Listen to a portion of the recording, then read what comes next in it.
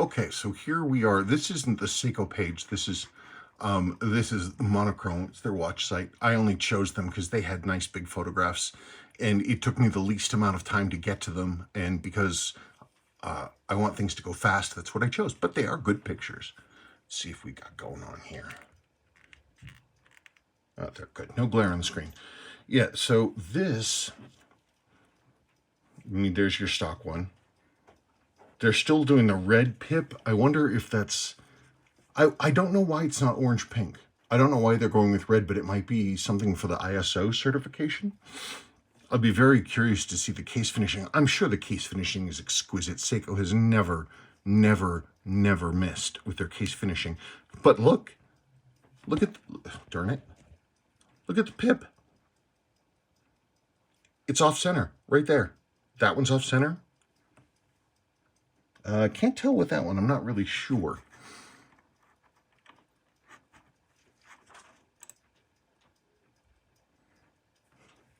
Yep, pip is off center. If you tilt your head sideways, like what I'm doing right now, you can see it's not centered. Not centered. That is pretty though. Man, I just love black, white, and gold. I don't know, black, white, gold, and stainless. That's really attractive. Boy, that's a pretty watch. Just in terms of colors. I really do like that. That's pretty neat. I mean, just in terms of colors, I'm sure I'd be annoyed if I owned it, but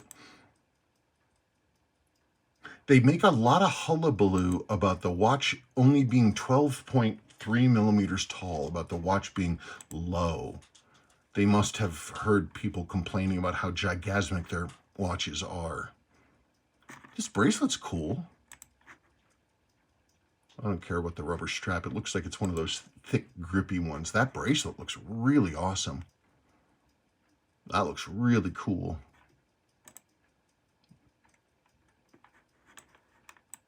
Yeah, that looks really neat. I like that bracelet a lot. Look at that, because it's like a 5-link, and it's a taper too. That's a cool bracelet. And that's not something I remember seeing quite like that from Seiko. It almost looks like a JB Champion style throwback bracelet. That's a nice bracelet. I would really want to see one of those. I really want to see one of those bracelets. Yeah, why do they do the red? If this was orange, seriously, I would have such an easier time loving these watches if this pip was orange. But look at this. Look at how off center that is. Honey, you ought to see this. What? Oh, never mind, you're in bed. That's nuts. I love this handset. I love this gabled handset. I think it's one of the most beautiful choices Seiko's made in a long time. And I know people don't like the X, but I love the symmetry and balance of this thing. Well, I don't love it. I like it. Hey, look, pip is kind of centered there. Ooh, but you can see, look, it's divoted up at the top. It's got the squinch up at the top.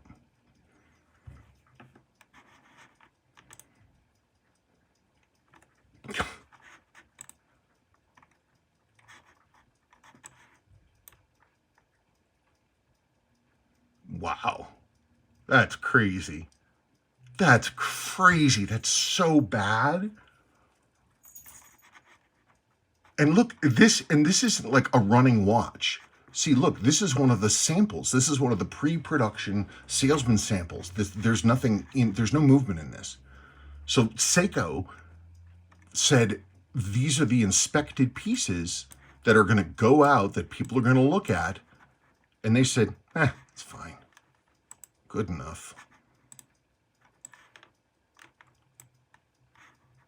Look at that. They got the nice finish on the insert too. That nice, like, little ripply eggshell. That's so nice. And they have the angled interior. But the frickin' pip.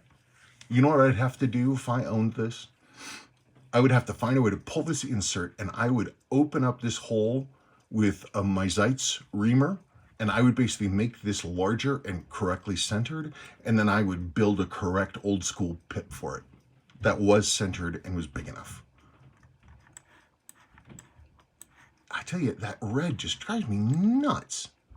I just don't care for it.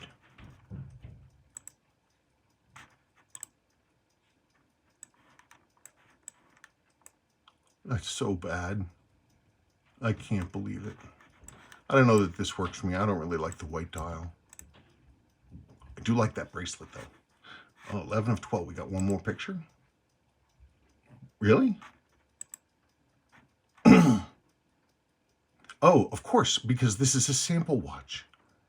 It has no data on the case back. So they either blurred it out or they just never stamped it. And I have some salesman sample watches that are like this, where the backs are just blank. They don't even say sample.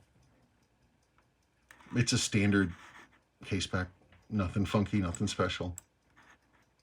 Crown looks fine. I'm sure it's the same exact setup as all the new cases, that it's a 7000, you know, it's a 7S26, it's a 007 crown setup. The only thing I don't know is the price point. 120 clicks, 3 different editions, diver's extension, in-house caliber 6R35. Extended power reserve 70 hours. Look at their claimed accuracy of -15 plus 25. I think these folks probably got a chance to really look at these salesman sample ones, because clearly that's what they sent. That's what the back looks like. That I you know, they're not going to want to. They're going to want to give a good review so that, you know, Seiko gets some positive stuff out of it. Crazy. All right, folks, that's enough about this.